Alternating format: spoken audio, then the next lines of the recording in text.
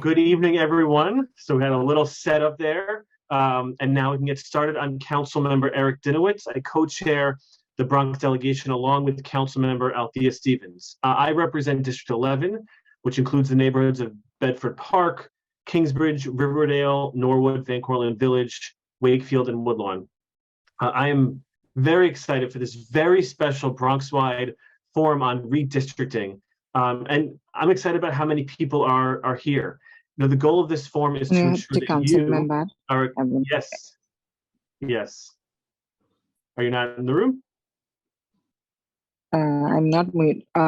This is me, the Bengali interpreter. Should we continue with you, or you are going to stand as any breaker room? So, if anything, Kate is sort of our the term is like behind the scenes woman taking care of that stuff. So I think she put her cell phone in the chat to troubleshoot with you,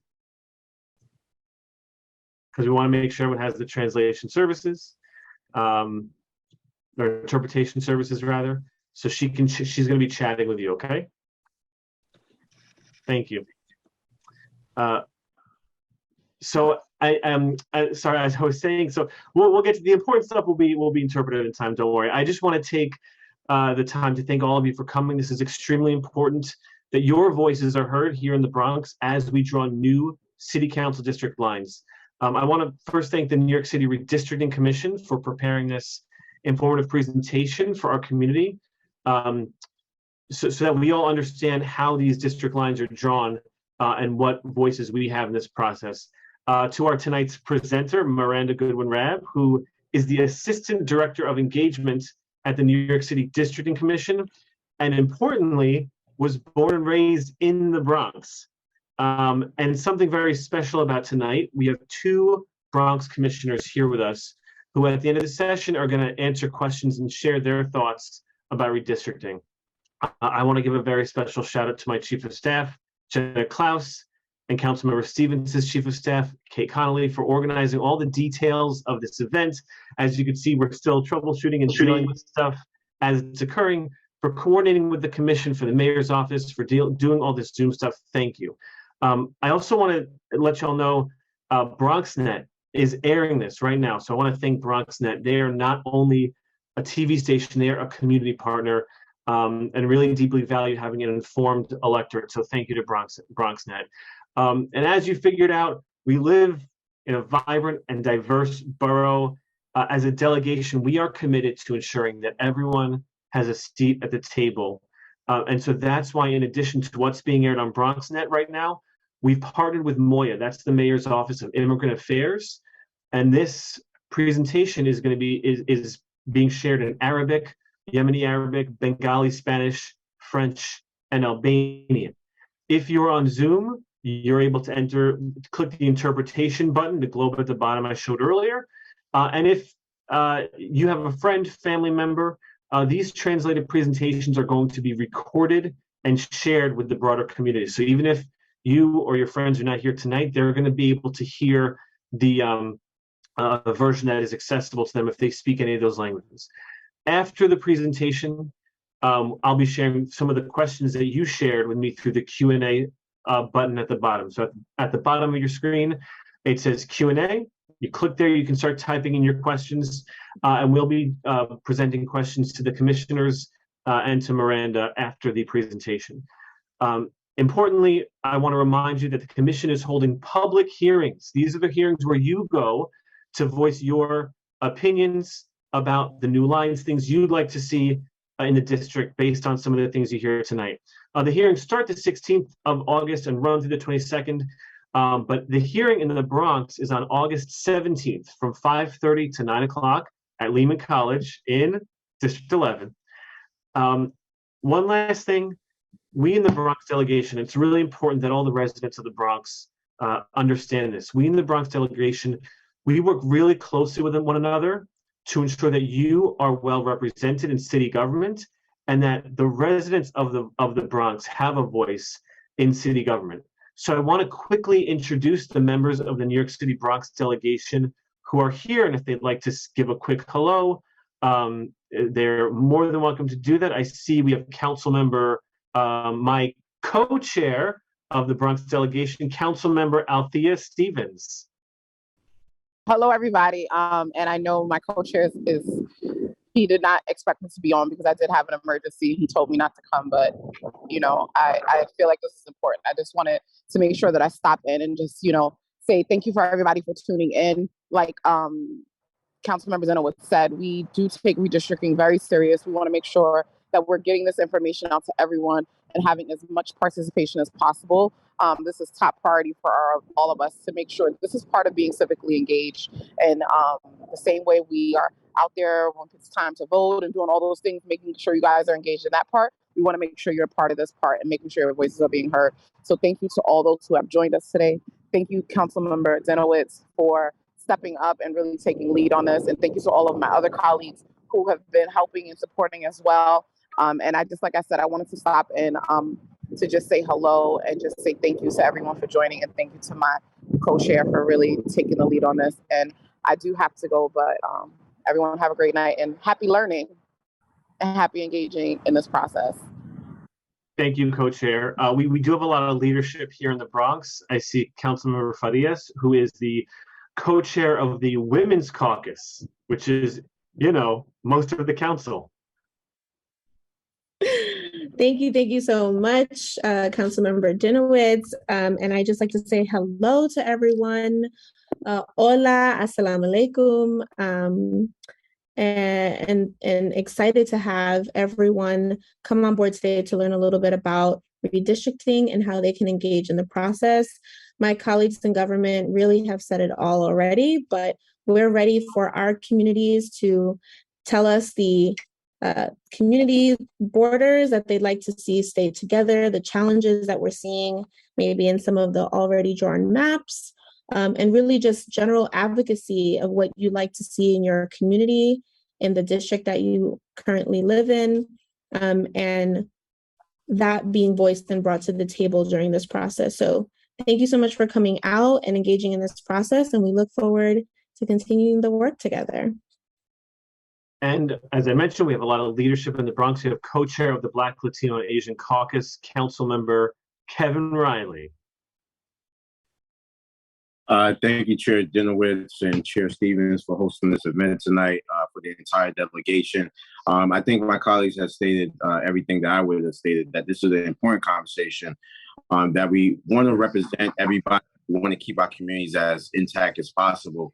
And in order to do that, we're going to need you guys to actually come out, testify. If you can't come out, they're going to provide tons of information where you could do it on Zoom. You could send your testimony through email, but we really want a lot of participation from our Bronx community. So thank you, Chair Dinowitz, and thank you, Chair Stevens, and we're looking forward to this presentation tonight. Thank you, council members. With that, I don't think I mentioned them by name, but I want to recognize Lisa Soren and Jovan Collado, the two Bronx members of the commission who are here with us today. And with that, I'm going to turn it over to Miranda to give the presentation. Council member, this is Ali, Chief of Staff of the Districting Commission. Miranda's going to have to step away for a moment. So just in time, I'm going to fill in for her and provide the presentation instead. Oh, wonderful. Okay, great. Let me see if I could share my screen here.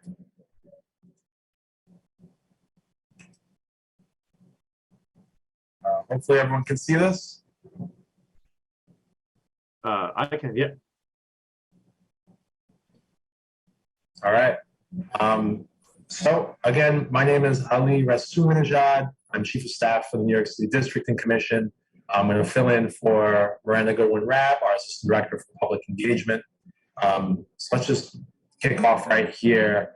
Some foundational knowledge about why the Districting Commission exists. So the U.S. Constitution requires a census of the population every 10 years. All right, let's just put a pin in that. That census then triggers the redistricting of legislative districts across the country at all three levels of government. This is so these districts remain consistent with the Constitution's one person, one vote doctrine.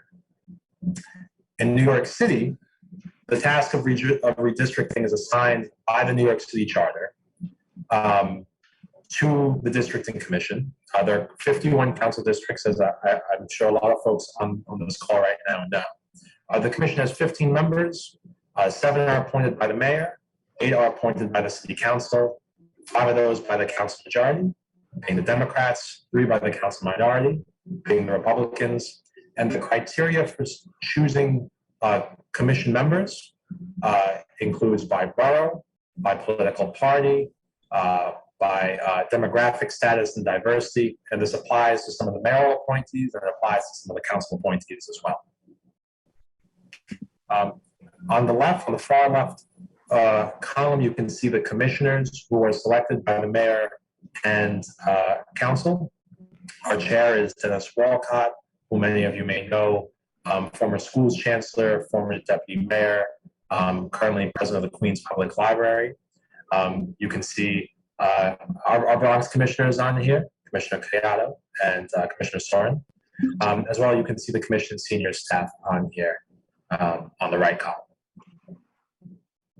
All right, so why does this all matter? Going back to the census, right? The city's population grew by over 600,000 people from the 2010 census to the 2020 census.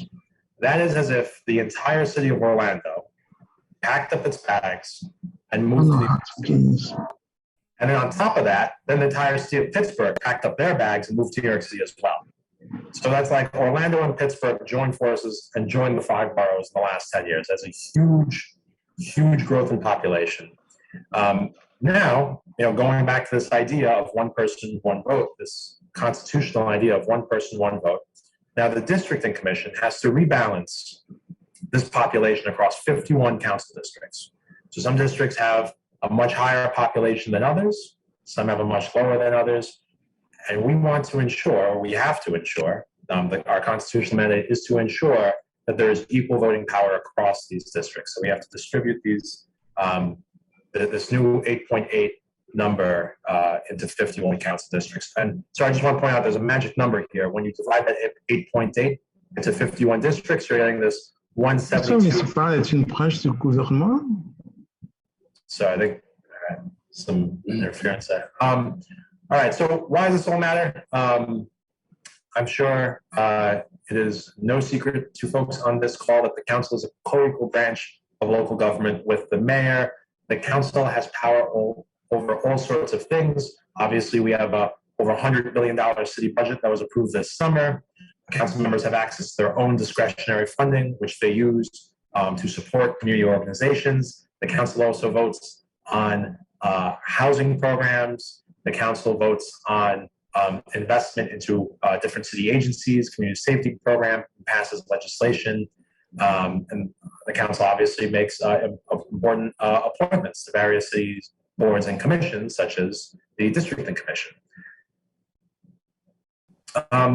Going back into population trends for a second, so we have this 600,000 number that from 2010 to 2020 that the city grew by. Breaking that down, over half of that growth comes from the city's Asian population. About 150,000 people have checked off Hispanic within that number. Meanwhile, the city's Black and white populations have shrunk slightly. You see those numbers on screen here. A few considerations that the Districting Commission has to keep in mind while rebalancing the city council map. Number one is the Voting Rights Act of 1965, probably an act that many on the line are familiar with. There are many important things that come out of the Voting Rights Act of 1965, but the one I'm going to highlight here right now is that this law prohibits a new district map from denying or diluting the voting power of racial and language minorities. All right, we're going to see that as a theme that kind of cascades down redistricting across the country. Population deviation. This is another legal principle that the commission has to keep in mind. New York state law provides that that each district that is being drawn must be within a 5% range of any other districts that has been drawn as well. So, right, we have this magic number, this 172,882. This is the average population for each council district. Within that, the commission can have a 5% range of population in between council districts. So you see if the least populous district is about 68,000, then the most populous district cannot be more than 177,000. Moving further down our legal framework, the city charter. So the city charter requires that the district map ensures fair and effective representation of racial and language minority groups as provided by the Voting Rights Act, which we discussed before. The charter then lays out in a ranked order redistricting requirements that the commission needs to adhere to. So one is keeping neighborhoods and communities intact. Two is keeping districts compact. Three is limiting crossover districts from one borough to another. Four is avoiding the splitting of voters of the same political party. We know that today as gerrymandering. Five is avoiding oddly shaped districts. So just to drill down on a couple of these, contiguous districts. So that is that each council district must be contiguous. Wherever part of the district is separated by water, there has to be a connection, whether it's by bridge, by tunnel, by a tram, by a ferry. And then the limit on crossover districts. So although districts are allowed to cross from one borough to another, no two boroughs can connect more than once through a crossover district. Public input. This is why we're here. This is why the commission exists. So the commission is unique in that the city charter requires public hearings. Public testimony is one of the main components that the commissioners take into account when drawing new city council lines. And there are many ways to participate in the redistricting process. One is by testifying at a public hearing. We'll have those dates up in just a second. Two is by emailing testimony to the commission.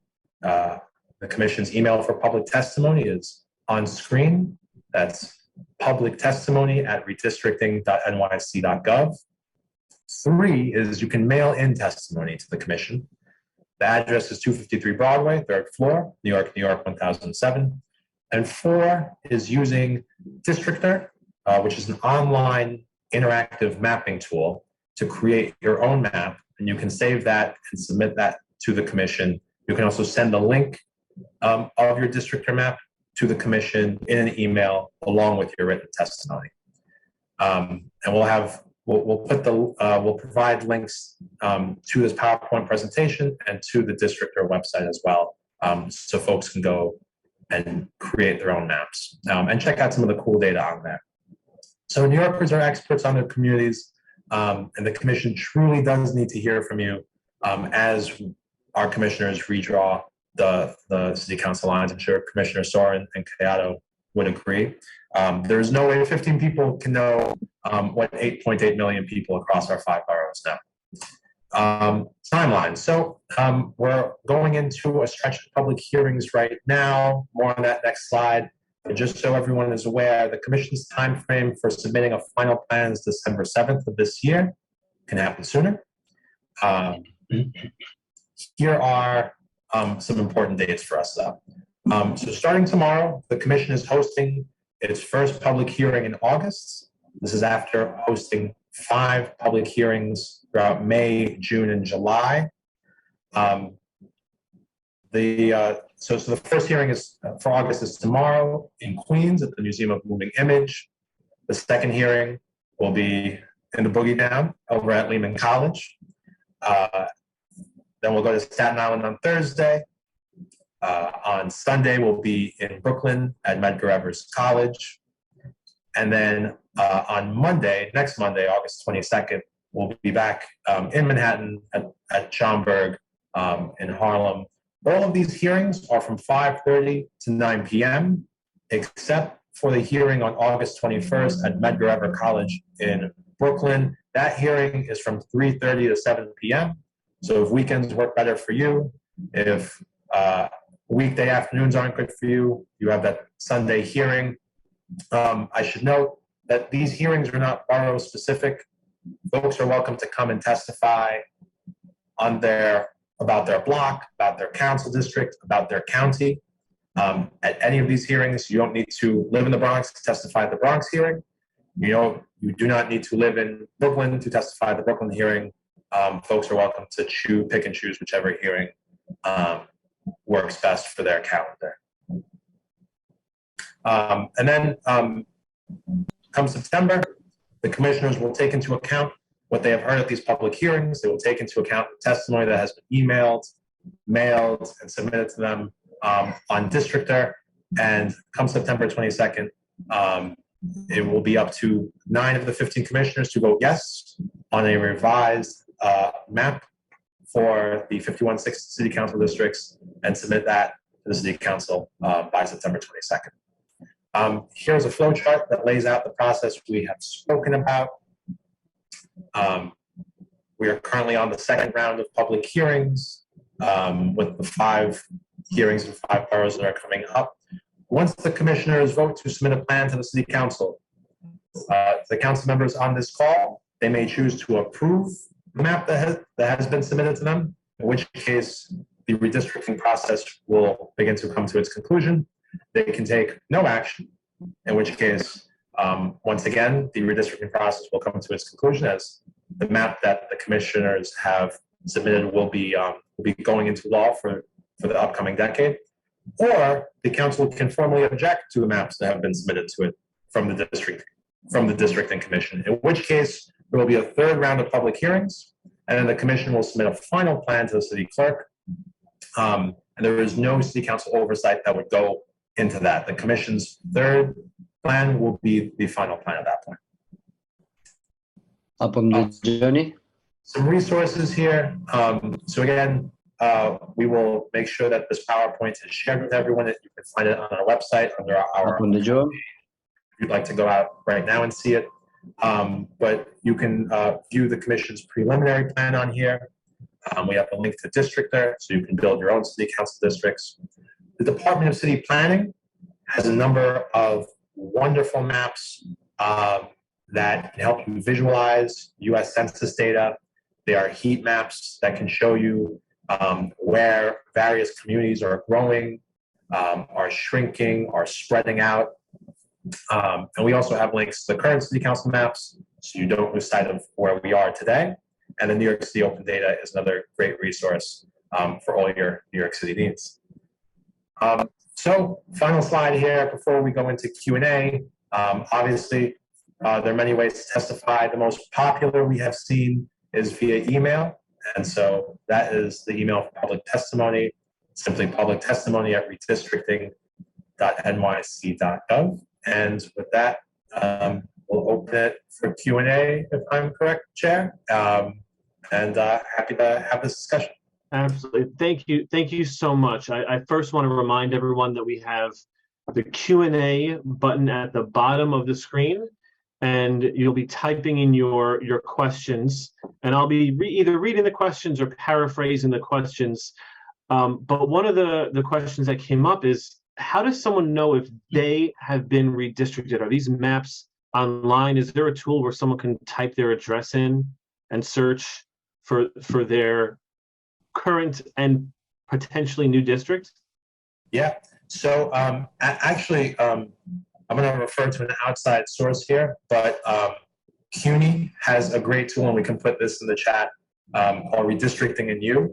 It's an interactive map, and you can use that map to see a very tight street level view of where you are on the current council map and on the preliminary plan as well.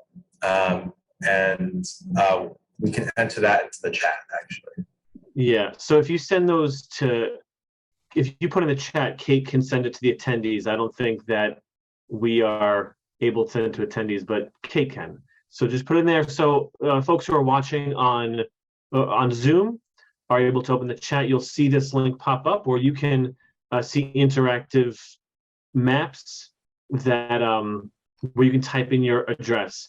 And if you're someone watching on BronxNet, you can I can post these links on my social media, and I can Eric Dinowitz NYC, and we can send it out in our newsletter as well. So I'm interested to know from the commissioners. As I said, we have Lisa Soren and Jovan Collado. Now, Ali mentioned public testimony. And I'm interested to know from you, besides he mentioned things in order in the charter, but what are some things that speak to you when you hear testimony? What are some things that you're listening for when determining what areas should be where in which districts?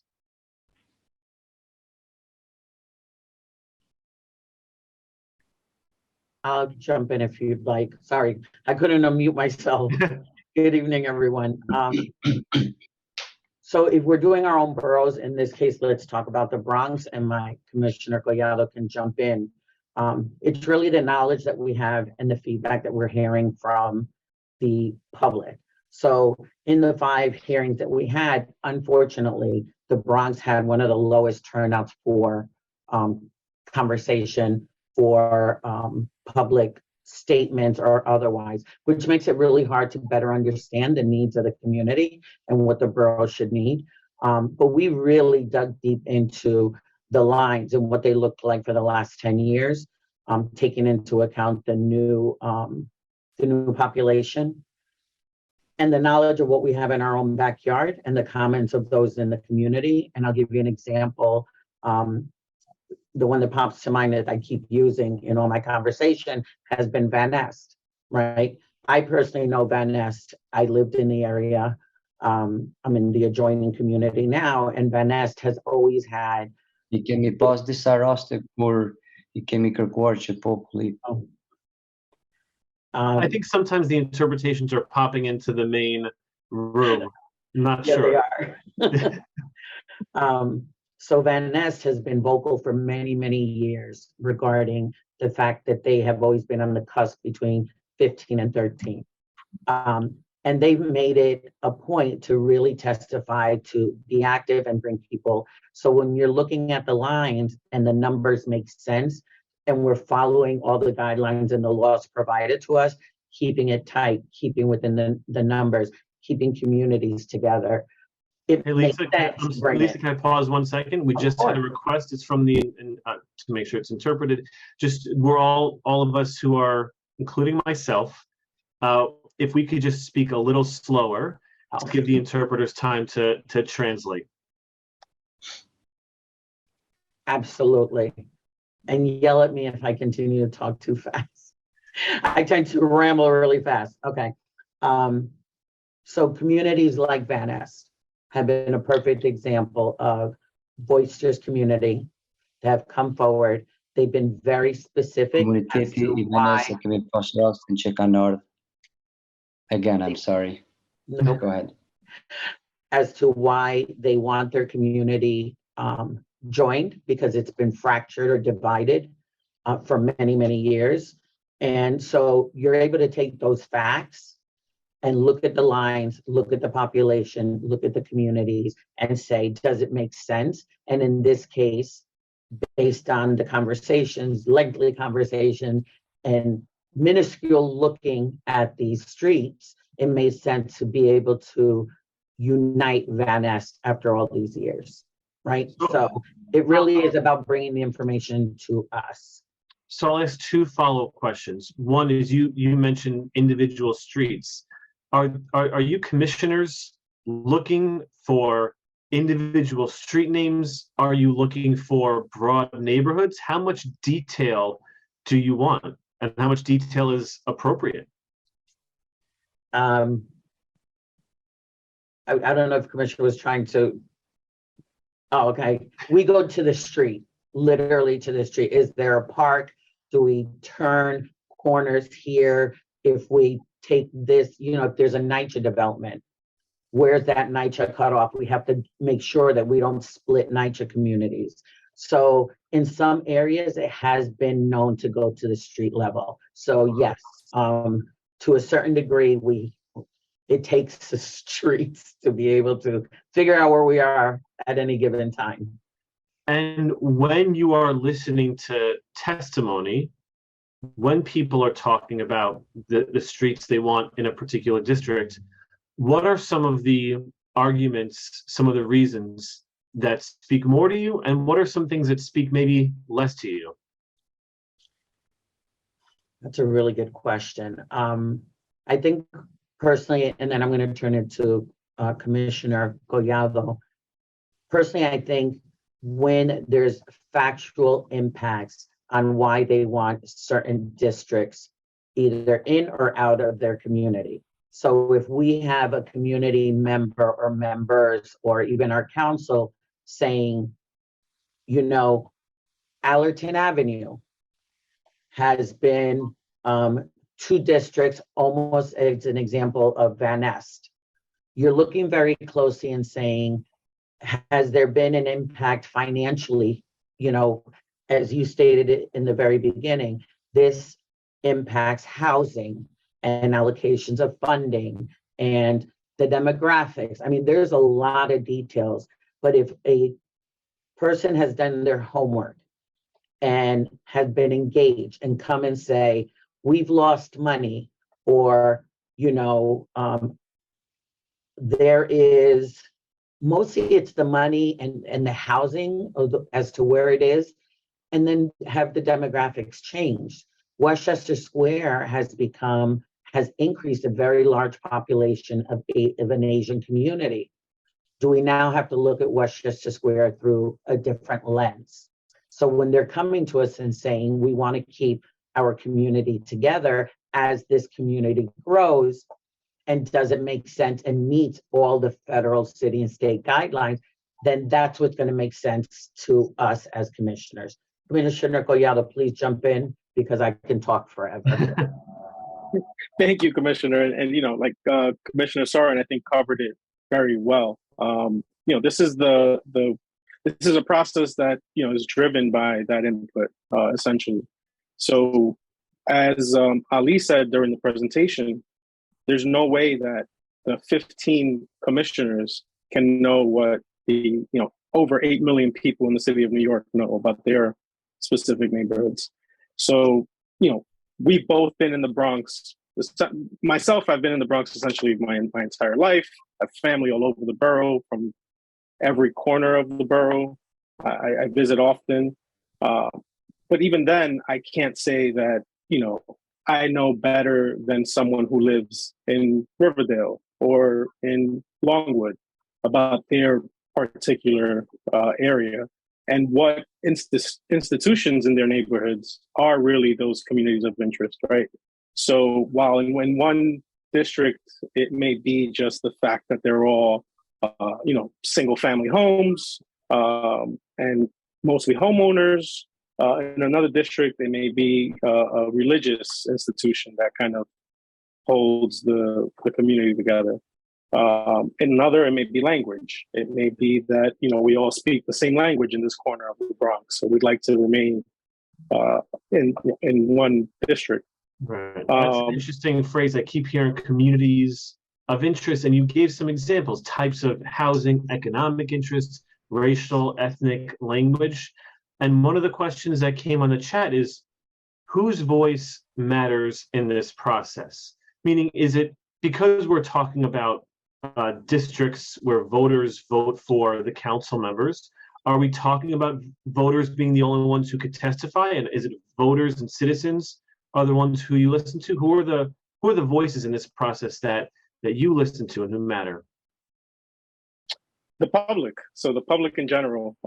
In Queens, we actually received, I think, the youngest person to ever testify in front of the districting commission. It was a little boy. How old? So I can't remember exactly his age, but you know, he couldn't be more than 10 years old. Wow, that's impressive. Yeah, that is impressive. You know, so that literally everyone speaks to the importance of people coming out, right, and testifying. Every single person has a voice in this process. And what I'm hearing the two of you say is as much detail as possible about the different streets and the different communities that matter to them, that they should be presenting that to you. And Ali, if you could just remind us, what are the different ways people can share their testimony? Yeah, so we've received an overwhelming number of testimony submissions via email. So that is public testimony at redistricting.nyc.gov. You can also write to the commission and mail in your testimony. The commission's address is 253 Broadway, 3rd floor, New York, 1007. Or you can go to the commission's website and click on participate. The commission's website is nyc.gov/districting. And then if you click on participate, you will see not only the email and the commission's address, but you will also see a link to Districtor. And you can click on that and you can draw your own map and submit that to the commission. And the most exciting, obviously, is starting tomorrow, you can come and testify in person before the commission. So we will be at the Museum of Moving Image tomorrow, starting at 5:30 in Queens. We'll move to the Bronx at Lehman College for Wednesday. Then Thursday we'll be at Staten Island Borough Hall. Over the weekend on Sunday, we will be at Medgar College in Brooklyn, starting at 3:30. And then we'll shift back to our 5:30 time on Monday. We'll be at the Schomburg Center in Harlem. So that's 5 opportunities to come and testify in person. Or you can also register to testify virtually on our website at those hearings. So there's a lot of different ways for people to make their voices heard. And I'm reading a question now in the Q&A about populations that are underrepresented. And so I'll just address this for everyone. We in the Bronx Delegation want to ensure that everyone has a voice that is heard by this commission. These are our lines here in the Bronx. And it's one of the reasons that Councilmember Stevens and I and Jenna and Kate, our chiefs of staff, have worked very hard to include BronxNet, to do this on Zoom, and importantly, to get the language interpreters and to put this online, because we want to make sure that everyone learns about this and everyone has the opportunity to testify. And it sounds like the commission is providing lots of different avenues for that to happen: online, Zoom, online, email, letters, in person. And that's why, again, I'm so thrilled so many people are attending this Zoom and are watching online. Here's the question. Can community members give a similar base testimony and add in their own detail? So if a church or school, they have a pre-drafted sign-on letter, does that speak to you? Or maybe if they add their own details afterwards, does that speak to you? I would say both, either way, both scenarios speak to us, but of course, the more detail, the better. So that's where the expertise of the people who live in the various neighborhoods comes in, because that, we don't live there. So it doesn't matter how many times we've been there. It's always helpful to have someone who's always there, provide their input. Okay, and Ali, speak a lot about language access and lots of ways to engage the commission, and that includes me speaking more slowly. Lots of different ways to engage the commission. We're talking about language access here today, engaging as many people in the Bronx as possible. Does the testimony have to be in English? No, folks are welcome to submit testimony in English or in the language of their choosing, and the commissioner will be working. The commission will be working with the mayor's office of immigrant affairs to have testimony translated for our commissioners. As well, oh, sorry. No, please go ahead. As well, I just wanted to point out for the commission's public hearings, if you just ping us, shoot us an email, you can call us as well. Go to our website, nyc.gov/districting. You can reach out to us. We ask just 72 hours in advance and request interpretation in the language of your choosing, and we'll work to make sure that interpretation is on site for you at the commission's hearings. And on our website, our website is also translatable. into, I think, something like 100 different languages. And on our website, we also have materials available under the resources tab. You can find resources available in a number of different languages as well, including the PowerPoint that we just presented here today. And then just to remind everyone that the deadline to submit testimony via email. There is no deadline to submit testimony via email. Just, I would say, keep in mind that before the maps, right? What's that? I mean, like at some point before the new maps are drawn. Absolutely, that is key. Our commissioners are working towards the September 22nd deadline, so the sooner the better. They've been working all summer on these maps, and so as we get close to that September 22nd deadline, it's things are going to pick up. So as soon as possible. Okay. I see Councilmember Farias has something to add. Hi, thanks for letting me chime in for 1 second. Oh, so sorry. Lots of things happening on my screen. So sorry about that. So I did just want to chime in and give one last note. I know we're talking about folks in neighborhoods being able to advocate for changes or challenges or things that they like, but I really want to make the pitch for folks to also acknowledge that it's important for us to be able to advocate for why neighborhoods should stay whole, and why in the current maps they should stay as they are if you like the way they look as well. I particularly think of my community right now, Parkchester. It always remains holistically together, but that doesn't necessarily mean that neighbors and residents should not engage in this process in advocating for why their community should stay whole. And so I just want to chime in and note that like the commission also wants to hear why your community is great holistically together. And just please don't make the assumption that if the first round of maps is drawn that way, that it will stay that way. Engage in this process. We need as many people as possible to engage with the process. In fact, I think one of the advocacy organizations that testified, they testified on behalf of a particular community of interest. Then they saw the new maps and then they retestified and said, you know what, maybe not. Once they saw the way the maps were drawn, that it didn't do the thing they thought it would done. And I think Councilor Farias is absolutely correct. Don't take for granted that because your address is in a particular lines that won't change. As we keep hearing from the commissioners, they want to hear from residents, even if they're 9 years old, no matter what language they speak, and that is going to speak to them. And if you stay silent, if you stay home, they won't hear you.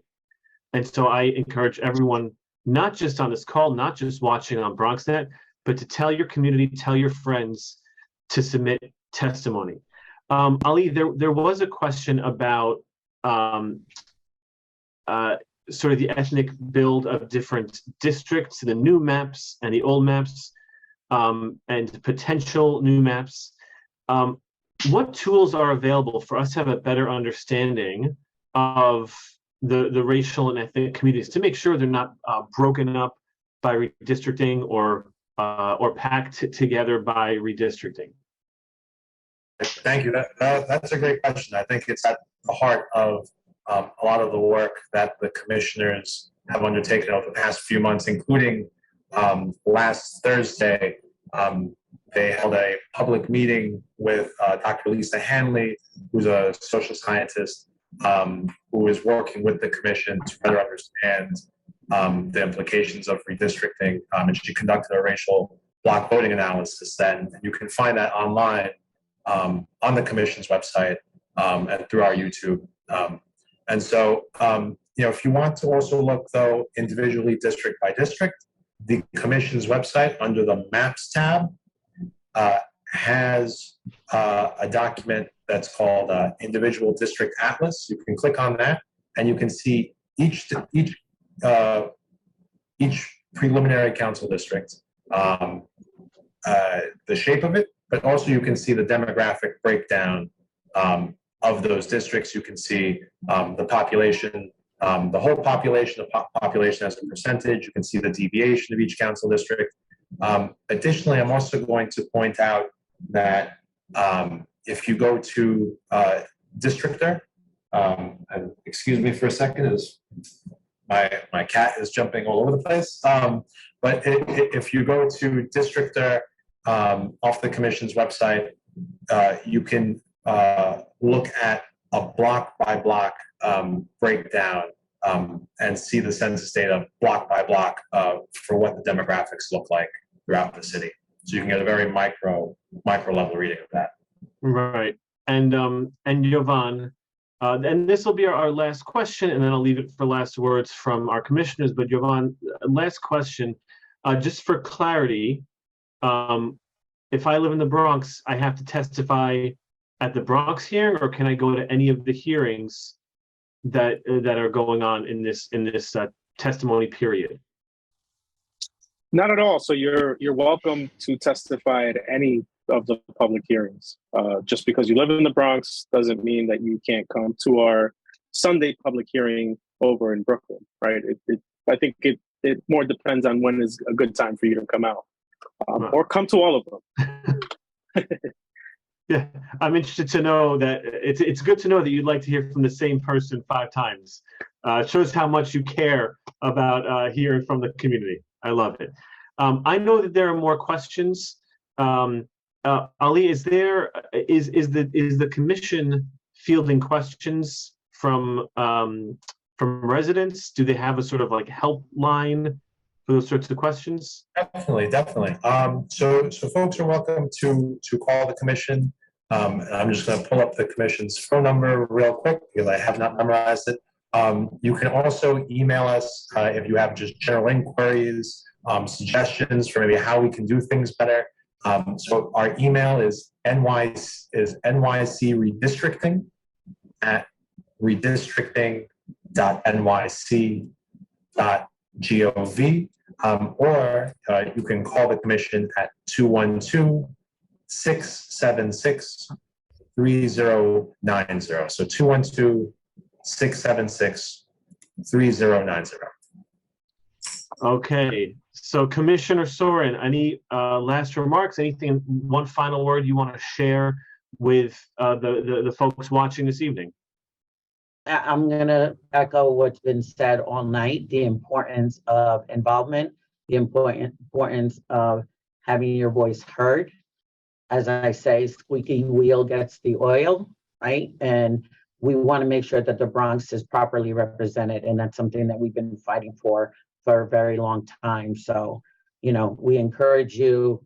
It's easy to testify virtually, in person, or letter writing.